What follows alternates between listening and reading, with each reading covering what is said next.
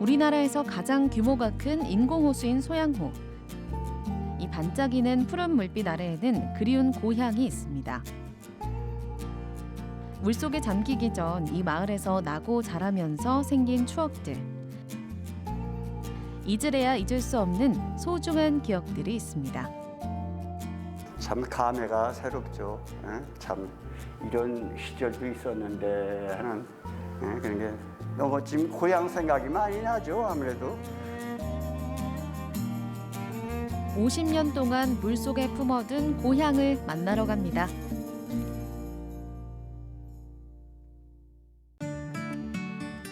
춘천하면 떠오르는 곳 소양강 댐입니다. 춘천을 대표하는 관광지인데요. 하지만 누군가에게는 그리움의 공간입니다. 1967년 첫 삽을 뜨기 시작해 1973년 완공된 소양강댐. 다양한 역할을 가지고 개발이라는 희망 속에서 시작됐는데요. 하지만 소양강을 삶의 터전으로 삼았던 주민들은 이곳을 떠나야만 했습니다. 지금 현재는 춘천시라고 얘기하는 춘성군, 양구군, 인제군 세 개 시군에 6개 면에 38개 리가 수몰이 됐고요. 인구는 한 18,000여 명, 세대 수로는 4,600세대가 수몰이 됐다고 합니다. 이 거대한 물속에 나고 자란 고향을 내어줘야만 했던 사람들. 이제는 이렇게 물 위에서 물 속의 모습을 상상해 볼 뿐입니다. 그저 꿈속에서나 갈 수 있는 고향. 꿈꾸면은 거의 고향 꿈꾸죠. 고향의 강, 개울, 고향 친구들, 고향 집들, 고향 집. 이렇게 산 모퉁이만 돌아서 하면 내가 태어난 곳, 내가 자란 곳인데 하는 그런 그 감정이 참 푹 뜯어지죠. 그래가지고 이 물 아니면 내 고향이 그냥 보이는데 그런 생각을 하고 어떻게 보면 원망스럽기도 하고 그렇죠.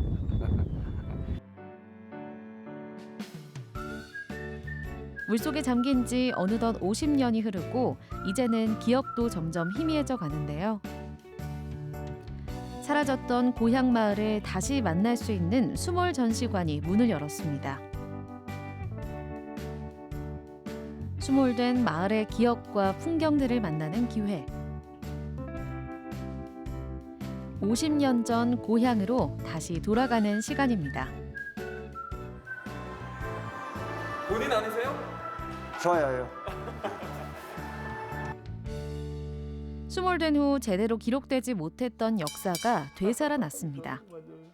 지금 현재 살고 계시는 이주해서 사시는 분들의 몇몇 분들의 이제 증언을 통해서 그분들의 기억 속에 남아 있는 마을의 그 지도를 손수 다 그리시고 그 카메라가 흔치 않았던 시절인데도 불구하고 어느 그 선생님께서 카메라를 소지하고 계셨다고 알고 있어요. 그래서 그분의 사진 첩에 의해서 자료를 수집을 했고.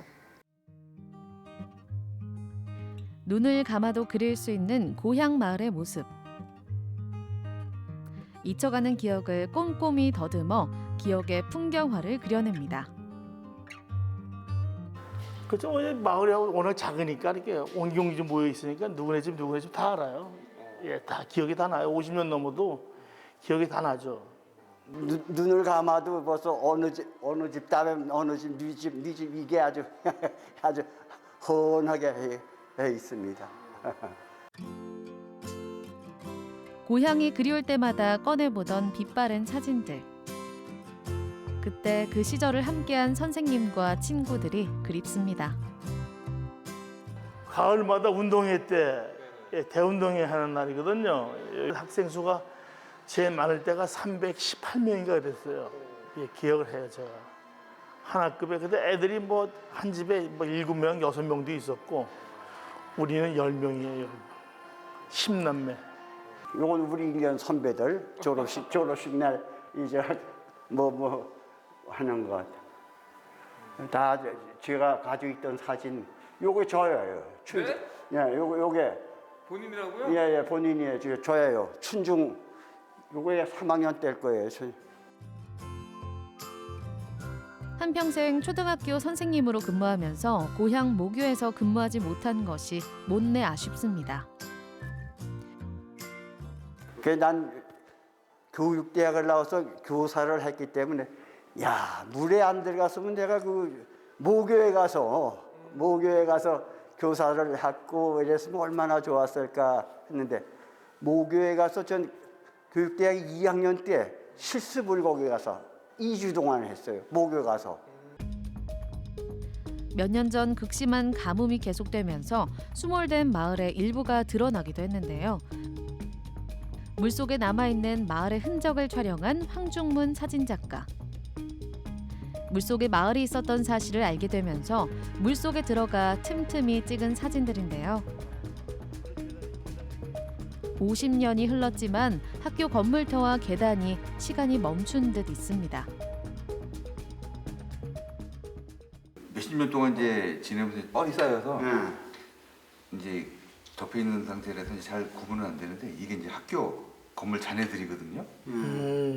이것도 이제 학교 이제 수몰되면서 건물 같은 거 다 예. 철거를 했었잖아요. 음. 그러면서 한쪽에다가 이렇게 다 모아놨더라고요. 철거된 흔적들을. 우리 학교 정원에 가면은 그 화감이나 뭐는 그 암석들을 전시해놨었잖아요. 그럼요. 그런 것들이 그대로 서 있더라고요. 이 돌이 바로 그 돌이거든요. 여기 서 있는 돌, 이 돌들입니다. 이게 뭐 성황당에 있었나? 이 나무가 엄청나게 큰 높이가 한 5m, 6m 정도 되거든요. 여기까지가. 그저 막연하게 그저 그런가 보다. 그래서 내 고향이 여기였던 모양이다. 그런 생각만 들죠 뭐. 예. 마음이 찡합니다. 그냥. 영원히 볼 수 없다는 게 참 마음이 찡하고요. 수몰된 고향인 내평리와 품안리를 찾아 배를 타고 나섰습니다. 강산이 5번이나 변했을 시간이지만 50년 전의 기억이 새록새록한데요. 고향 마을에 점점 더 가까워질수록 어린아이처럼 설렙니다. 물 위에서 바라볼 수밖에 없는 아련한 고향의 기억.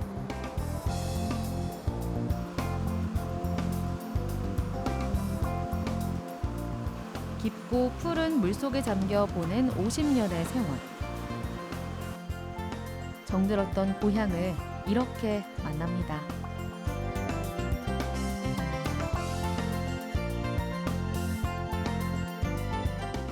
내평리가 있던 위치에 배가 멈춰섰습니다. 내평리라고 수몰되기 전에 여기가 제일 큰 학교가 있었대요. 그 위치에 와 있는 겁니다. 이 학교가 요쯤 되고 마을이 큰 마을이 이렇게 들어갔습니다. 요 전에가 북일이, 여기가 내평리, 물놀이, 거기가 이제 삼계리가 내평 초등학교를 다녔죠. 이게 소재지니까 여기 이제. 초등학교가 요 밑에 있었나요? 요 밑에 요좀 되겠어요 여기. 저기 학교 뒤에 요런 나지막한 산이 있었는데. 그 전에 사람들은 내평리 사람들은 저 산에 가서 나무를 주로 많이 했어요.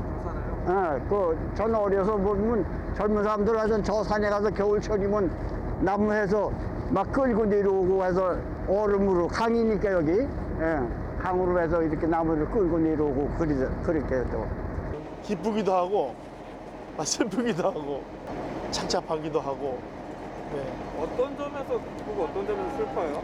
그래서 고향에 왔다는 그 산이라도 볼 수 있는 거 그러면은 기쁘고 영원히 못 가는 고향이라고 생각하면은 정말 안타깝고 그렇죠.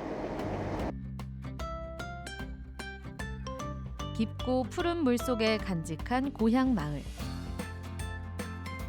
되돌아갈 고향이 없다는 이유로 늘 헛헛했던 마음. 이제는 수몰 전시관에서 조금이나마 위안을 받을 수 있는데요. 기억 속에 잠겨있던 풍경이 아닌 함께 기억해야 할 모습입니다.